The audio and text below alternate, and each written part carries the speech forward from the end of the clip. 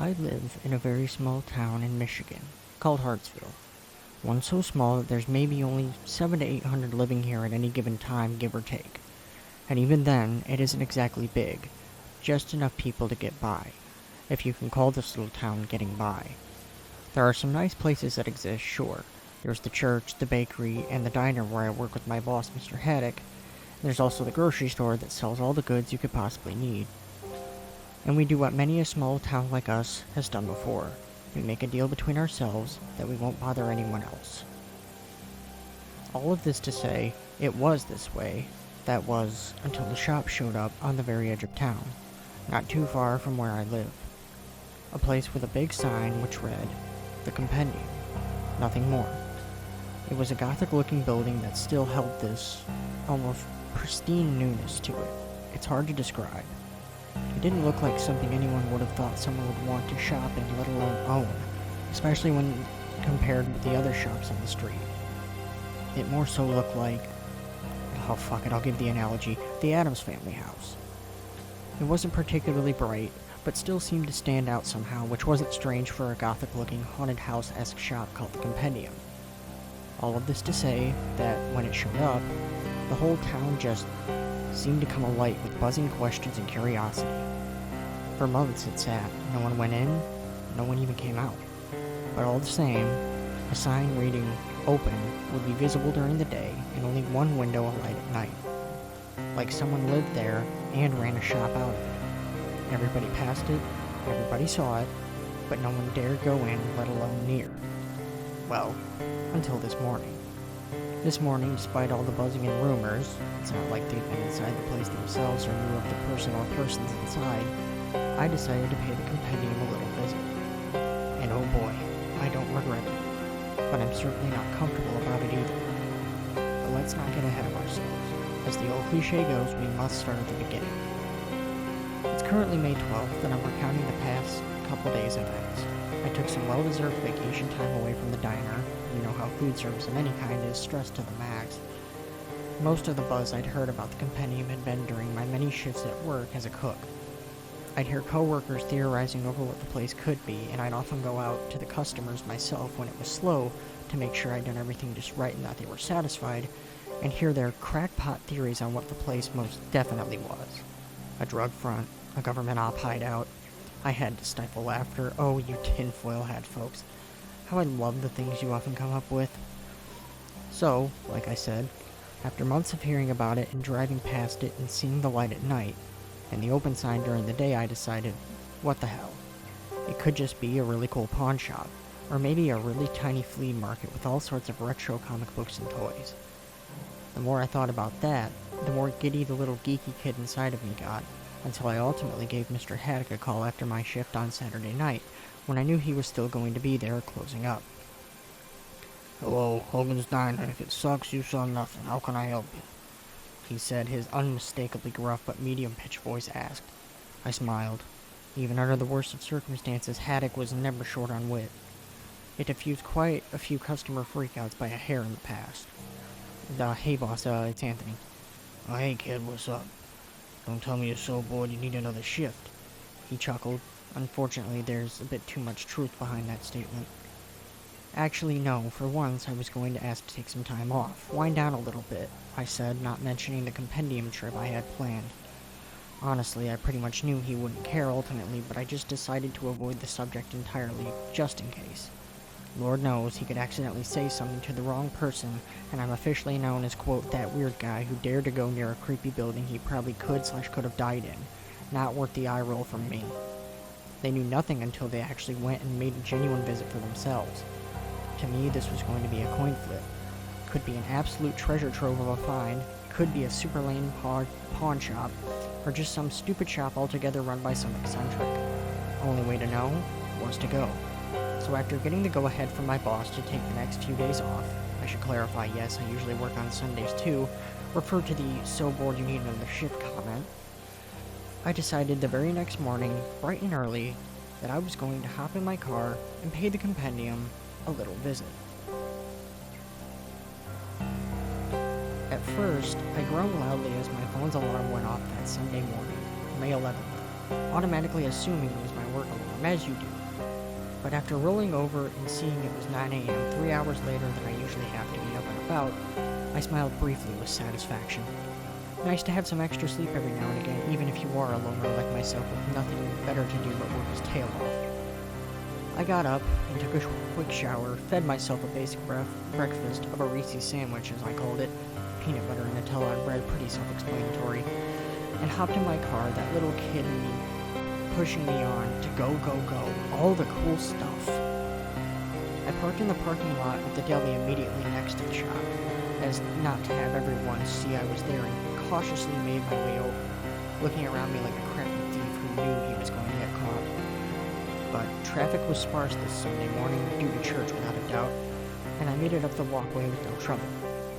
The sign, as always during the morning and day, was flipped open. I took a deep breath, unsure of whether to be nervous, giddy, whatever other emotions come to mind, and opened the door. I expected an insanely loud creak as I opened it, but it was like it had been treated with WD-40 since the day it was put on the hinges. Completely smooth and silent. I stepped in slowly, and what I saw within took me aback. There were no words that even the child part of me could articulate. It looked almost 3 times bigger on the inside than it did on the outside, but that had to be because of all the stuff. Nothing even recognizable, just weird trinkets and baggies galore on every inch of shelving in sight. It was baffling. The smell of the place was also surprisingly pleasant. Like root beer almost. Wintergreen maybe? I can't be the only one who's gotten those mixed up. All of it just made me step in further. So far, Hartsville didn't know what they were missing. They could have gotten Guinness down here to log this place as having the most random bits and baubles. I stood, letting the door close behind me, and just gazed at everything, my mouth agape. When suddenly, a high-pitched and rather chipper voice piped up from a doorway just behind the counter. "Oh my, a customer! Hello, hello, do come in!" I looked in the direction of the voice and almost jumped.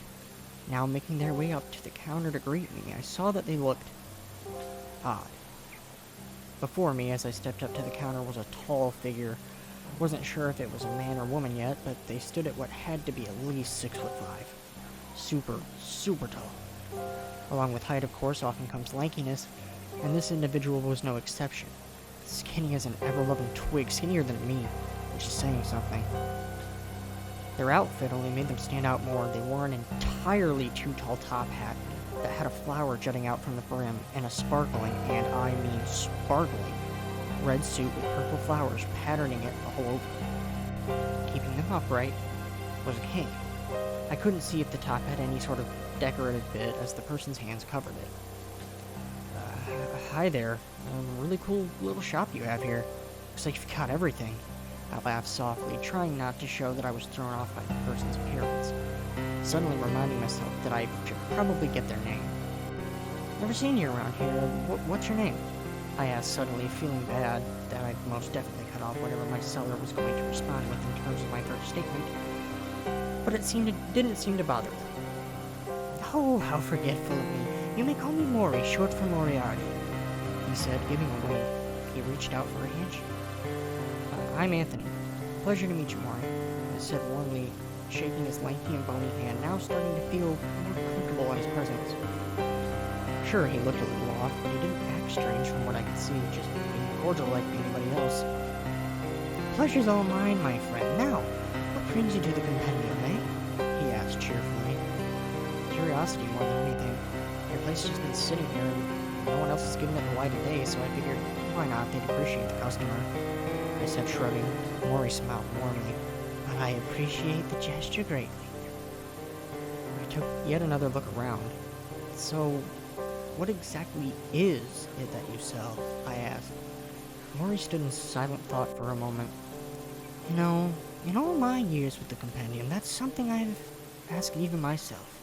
Experiences, maybe. Best way I can describe it," he said, giving a curt little chuckle as he shrugged before turning to a shelf behind him, reaching for something. I watched in silence. "Here, I guess let me give you a sample of sorts," he said, bringing down and placing a spherical object on the counter.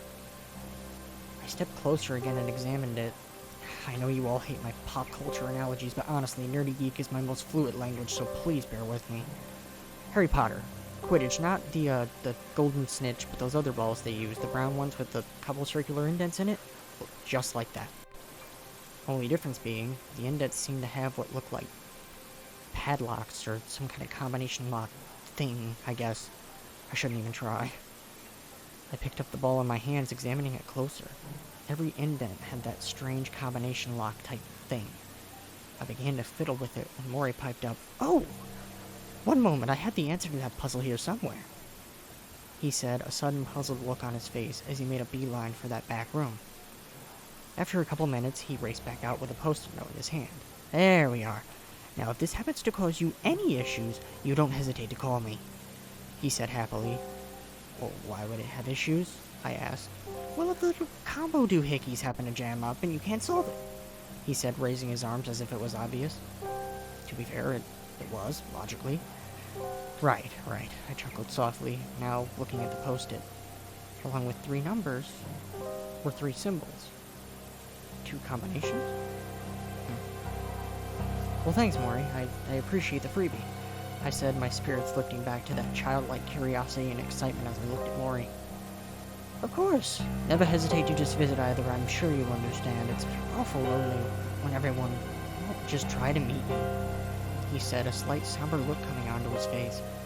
Despite how much his height and appearance intimidated me, I turned away from the door and walked up to him, putting a reassuring hand on his arm. I couldn't put it on his shoulder.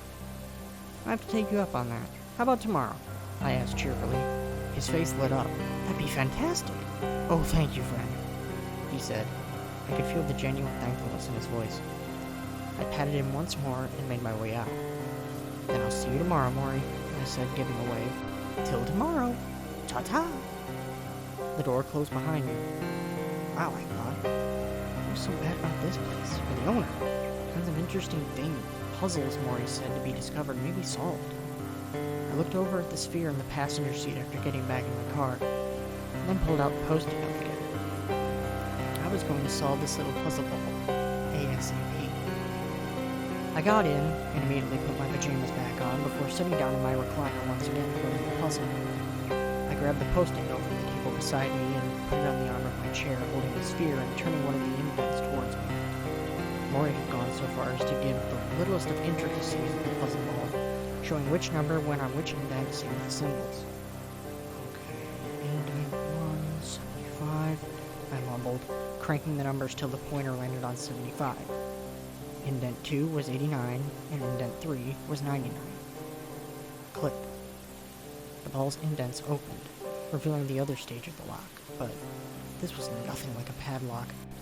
I stared at the symbols. They were runes. I only know what runes are because I love researching Viking history, but besides the point, I took another look at the note. Trace the shapes of the runes with your fingers. Gently. Gently, huh? Okay, Mori. Whatever you say. I traced my index finger along the shapes of the runes gently, as instructed, and shortly after, pop. It opened with a sound like an empty cylinder container being popped open. And then it opened from the halfway point. I watched in hypnotized amazement as the top half lifted itself as if by hydraulics, little bits of steam puffing out from all sides. Inside was a glowing purple flower, like one of those flowers on Mori's suit almost. Its aroma was that of strong lavender. It almost put me to sleep right then and there, had I not quickly closed it again out of panic. "Oh, what the hell was that?" I asked, to no one in particular. I looked around. Okay, I guess I try it again. Actually see what happens. Hesitantly, I let the top half begin to rise again, now just watching it and holding my breath so the smell wouldn't get to me so much. But it was no use. Within seconds, I fell forward as I slipped into a deep slumber, right into my, thankfully, carpeted floor. The next thing I remember, I wake up on my floor again, surprisingly rejuvenated and with memories of incredibly vivid and bizarre dreams. Like they just happened before my eyes, completely real. I'll summarize here. At first it seemed like I woke up at my house. like the flower had simply knocked me out cold. I sat up and looked around, rightfully confused. But then, my house began to warp and melt into this insane array of colors and incomprehensible shapes. All I could do was just stand and stare, just like earlier that day in the waking world. But then, the color vanished. The shapes and swirls of what used to be said color remained. It began to warp into a gray, which then spoke in a chillingly raspy, low voice. "You've no idea the nightmare you've just stepped into, boy." The voice broke into a deafening cackle just before I bolted awake. What the fuck? What the fuck? What the fuck? What the fuck? I yelled to myself. What the hell had Maury given me? What was this thing, this puzzle? After composing myself for a moment, I noticed the ball now right back to how I had it when Maury gave it to me. Come back with your sweet roan indeed, I muttered to myself, partially glad that I was seeing Maury the next day, or today, the 12th. I'm writing this a few hours before going to visit with him. Hopefully, I'll have some answers when I come back. May 13th. Wow. Okay, where do I begin? Right, the beginning. Or at least a few hours after my last post.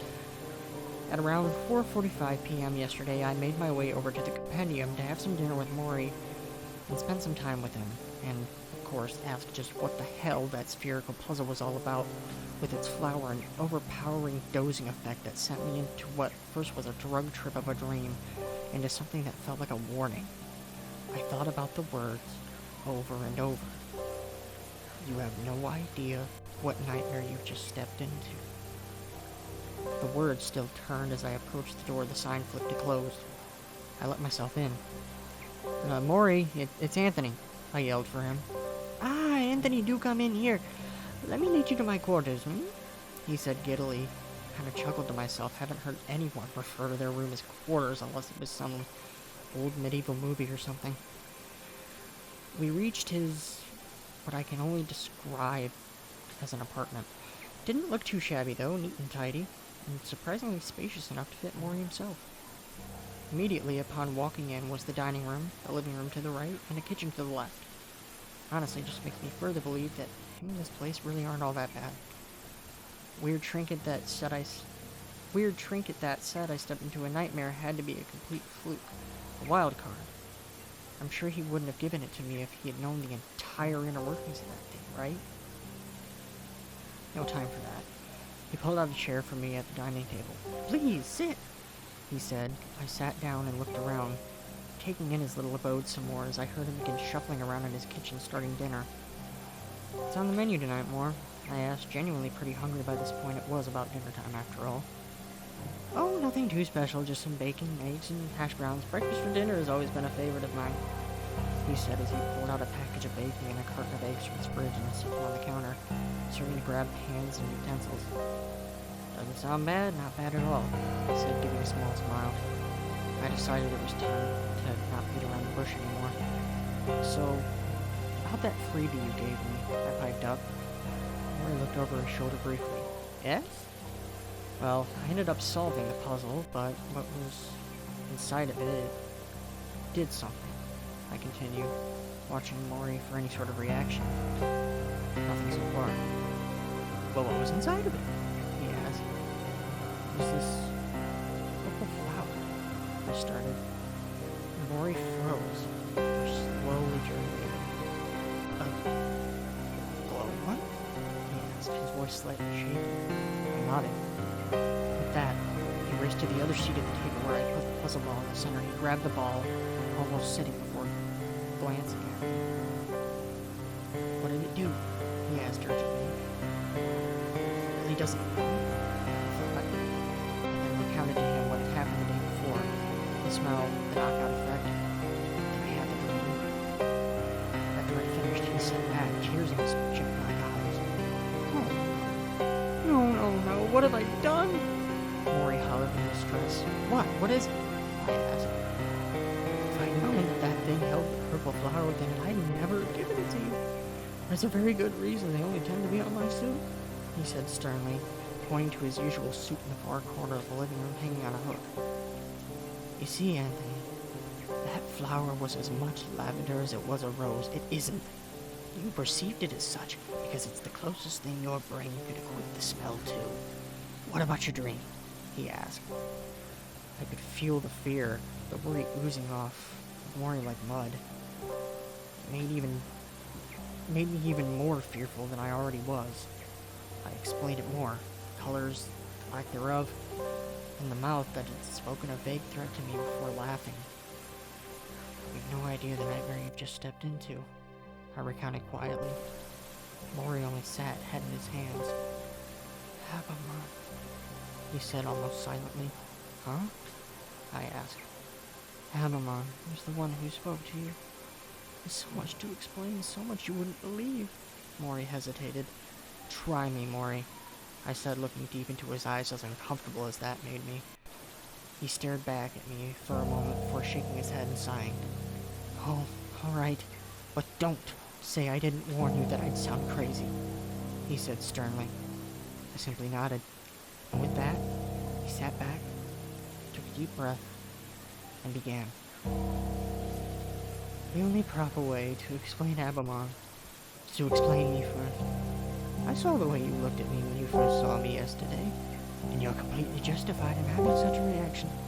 But all the same, I am human, just like anyone else, just not entirely. My name was Billy Bronson. I was a soldier in the Great War, what you all now know as World War I, with the Yanks, of course. And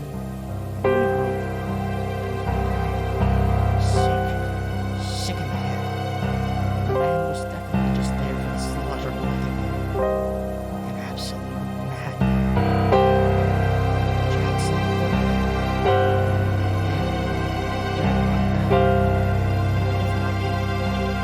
exact same time. We were in tandem in everything. In our dying moments, he reached out a brotherly hand, but I rejected it and told him what I really thought of him. I hated him. What he promised me. As he was rasping my ears. I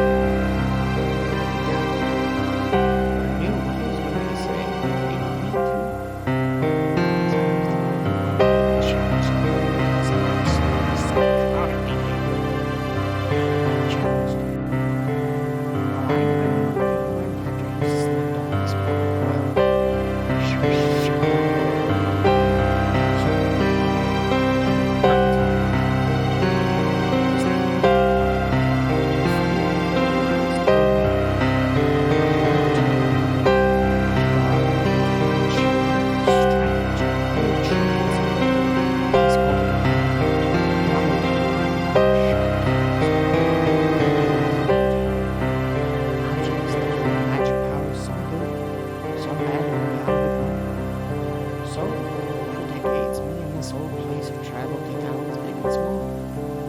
Given the appropriate objects to the appropriate people. So when I say some good, some bad, most of the objects in this place are bad because there's just so much ugliness in this world. But those trinkets ultimately change these people for the better, make them see the full scope of their actions. I know I was and still am doing a good service. 20 years ago, I hop around every 3 or so, keep things interesting. Anyhow, 20 years ago, 2004, the Compendium sat near a small Manhattan neighborhood in New York. Many people, sad, hurt, broken people came in those days. It was 3 years after the attacks. They scared me far more than I thought they would. I was in the Great War and there was World War II, for God's sake. Could it get any worse? Then I thought, they came to us and attacked us. They had that power. And it terrified me. So I understood why, even 3 years on, people were still affected. I sure was. But On one particular day, someone came in, silent as a house mouse, and left a note. I was in back at the time, and it was so quiet, I hadn't even noticed until I got out to the counter. I looked around. No one in sight. So I picked up the letter. It wasn't even in an envelope, just trifold with a black wax seal. No symbol on the seal, just a black circle. The black spot of death. I opened it, and it read, "Scroll across it. Already approved. Which of the things should I choose?" And below that were obnoxiously signed the initials J.F. First, I growled to myself. Part of me just knew it. The spirit of blood is in fit.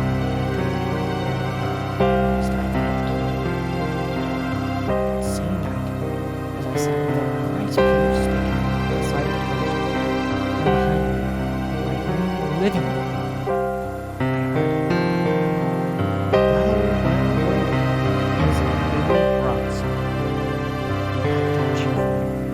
"What the hell? How'd you get in here, Firth?" He chuckled and sat forward, clasping his hand in his lap. "Oh, I compromised. Anywho, we just wanted to drop in and say hello. To everything. To the large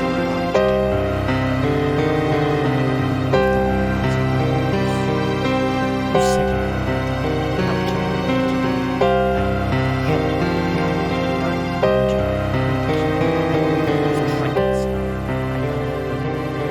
"Oh, and I'll stay away. Forever. But once I'm ready, I'm ready. And there will be no stopping. How's about I rub a little salt in that wound of unwavering hate of yours? You see, I was in that void too," he said, a twisted grin forming on his face. As if his face were made of clay. What? I couldn't believe it. There was no way. The void gave you another life too. Yes, indeed. But I've got a different purpose. Other things to worry about for the next couple of decades, so it's why I say you're safe for now. He said, that stupid goddamn grin still on his face. There was nothing I could do or say. The void gave him a purpose. I couldn't change that. But I'd be damned if I was going to let him get a hold of a trinket, physically at least. I hadn't even thought of the other implications of his newfound power. God, if I could kill you myself, I muttered, infuriated. Firth just laughed again. Well, I'd best be off. So much to do. Hell, so much time. Bye for now, Bronson. You can call me Moriarty. I snapped at him. Ah, you too. Well then, Moriarty. You may call me Avalon. And he turned and left. That was the last I'd seen of him, let alone heard of him. Until now. Maury finally finished. I sat processing, trying to make sense of and believe this absolutely wild story. But after seeing what I'd seen up to this point, the trinkets, the ball and its strange effect, and now that dream was this man's arch-nemesis of sorts. We both sat in silence before Maury tried to further clarify things. You see, that trinket was honestly meant to do something good for you. I can tell you're a good person.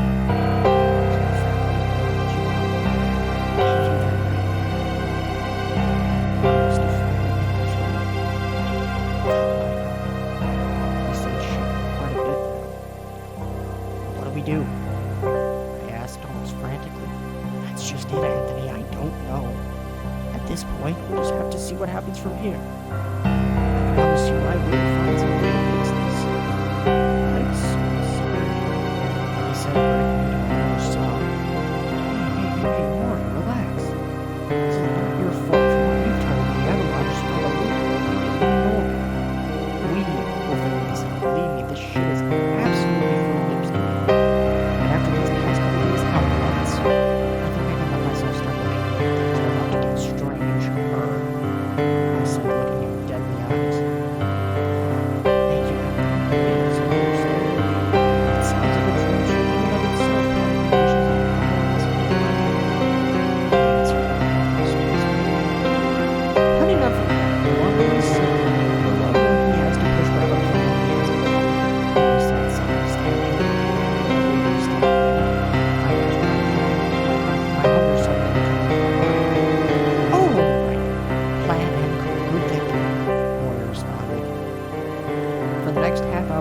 was Maury already cooked the bacon, eggs, and hash browns, we discussed possible plans. Well, mainly possible objects that could help us with this whole thing. By the time we'd finished up with everything, it was about 8 p.m. Well, Maury, when I get home and get some sleep, I'll stop by tomorrow to see if you found anything, I said. Excellent. I could use the rest myself after all of that, he chuckled. Alright. Good night, Maury, I said, making my way out. Good night, he called after me. I quietly shut the door and headed back down and out and headed home. And here we are now. I can't believe it either, like something out of a damn horror novel or something. But as always, I'll keep you all updated. Anthony out.